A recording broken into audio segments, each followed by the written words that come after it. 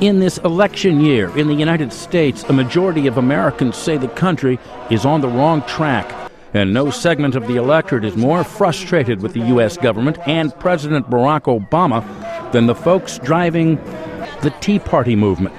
George Washington University professor Chris Arterton says the Tea Party movement is actually thousands of local groups spread all over the United States. They take pride in not having a national leader and not allowing national leadership to take over their movement and direct it. In small Tea Party meetings in restaurants, or large gatherings of Tea Party delegates dancing the night away before the next day's Tea Party convention, to massive Tea Party rallies in cities across the country, certain core beliefs emerge. Large government, too many taxes. The Constitution was being trampled on. The country's basically going deeper into debt. We need to restore a sense of faith. Bring the country back to its founding principles. For Tea Party members, the prime example of big government and legislative excess is the Obama health care plan, now law, or as Tea Party followers call it, Obamacare.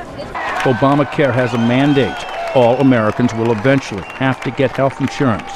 This mandate, say Tea Partiers, is, well, un-American. It's when you mandate something that you have no business mandating. It's socialism. Because you enjoy citizenship, have to buy something. It's simply unconstitutional. Socialism is not freedom. I don't think it is socialized medicine. It's a far cry from that, but of course it is more government involvement. When Obama took office, most Americans were really more concerned about their jobs and their mortgages in the midst of a global recession. The U.S. unemployment rate was hovering close to 10%.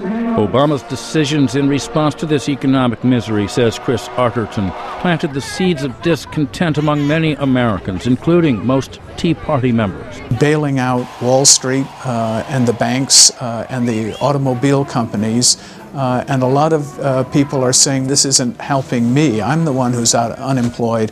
I'm the one who's about to lose my house. But it was George W. Bush's administration that initiated many of the economic rescue policies continued by President Obama. But Bush is a Christian conservative, and so are many Tea Party supporters, and many of them are suspicious of Obama.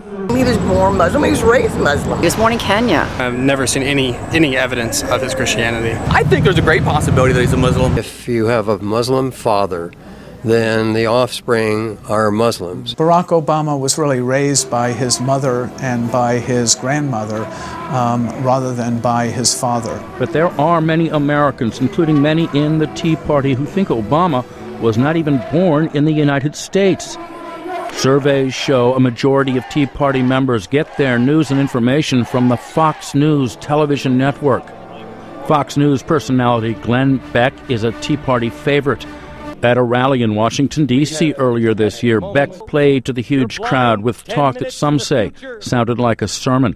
See what the Lord is putting in front of you now. I think he does a lot of good in the country. He's trying to restore the faith aspect. Church and state were supposed to be together. They were founded on prayer. For too long, this country has wandered in darkness. I think Glenn Beck's an amazing American. I love Glenn Beck. The phenomenal research that he provides. He's a man who's got a lot of truth. I'm a fan. Also fans, several prominent conservative Republicans who were quite eager to prove they share the same values and concerns that animate the Tea Party when they showed up at the Virginia Tea Party convention in Richmond a couple of weeks ago. The government we have in Washington, D.C. is too big. To succeed in America, it's not about collecting a government check, but it's about earning. Our representative democracy is the best idea of mankind. Chris Arterton says Tea Party conservatives worry that Americans are becoming more secular and losing a strong sense of patriotism. And for this, Arterton says,